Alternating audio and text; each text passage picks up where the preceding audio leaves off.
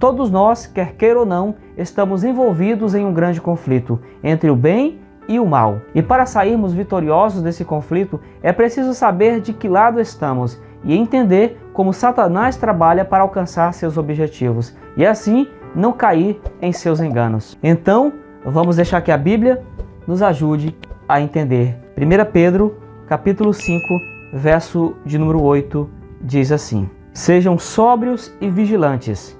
O inimigo de vocês, o diabo, anda em derredor como leão que ruge, procurando alguém para devorar.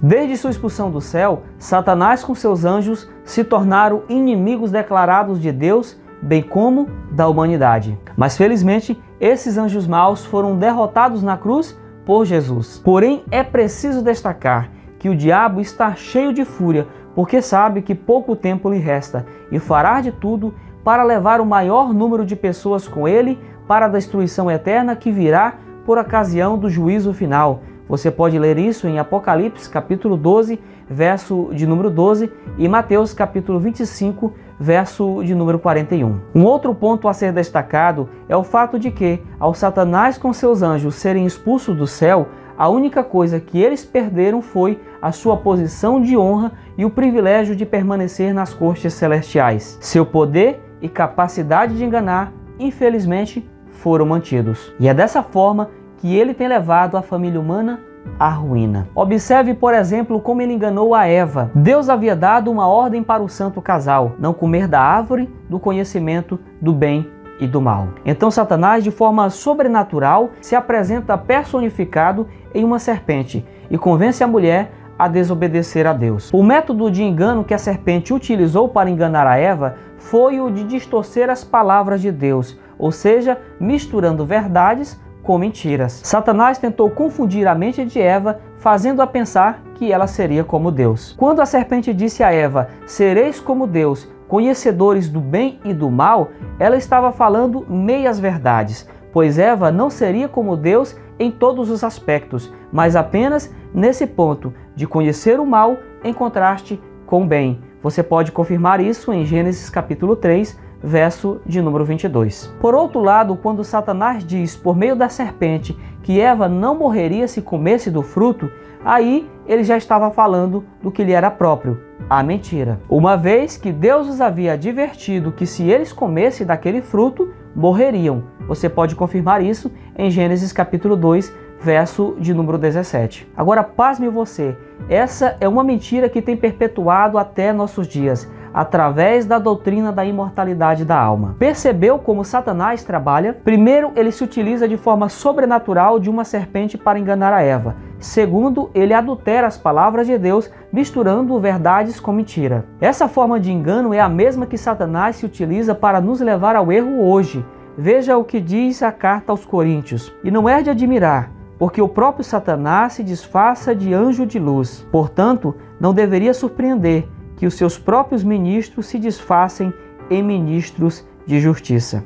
Esse anjo mau nunca se apresenta mostrando suas verdadeiras intenções. Em João 8,44, ele é chamado de o pai da mentira. Ele foi tão audacioso que ousou tentar até mesmo Jesus disfarçado em anjo de luz. Você pode ler isso em Mateus capítulo 4, verso de número 5 e 6. Satanás é especialista em distorcer as verdades bíblicas, tirando o texto fora do seu contexto, ensinando suas falsas doutrinas e assim levar muitos ao erro. O sábio Salomão já havia advertido: há caminho que ao ser humano parece direito, mas o fim dele é caminho de morte. Muitas pessoas têm procurado uma igreja que fale de curas, milagres, prosperidades, revelações, achando que isso só pode vir de Deus. Mas cuidado, Satanás também pode operar grandes sinais. Veja o que diz o apóstolo Paulo: "Ora, o aparecimento do iníquo é segundo a ação de Satanás, com todo o poder, sinais e prodígios da mentira, e com todo o engano de injustiça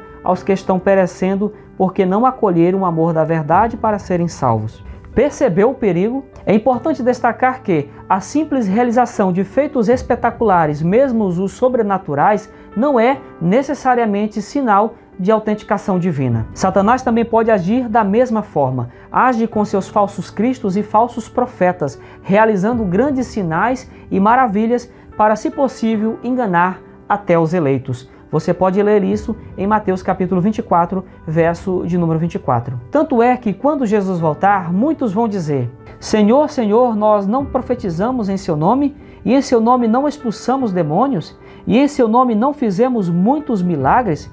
E qual será a resposta de Jesus para esses?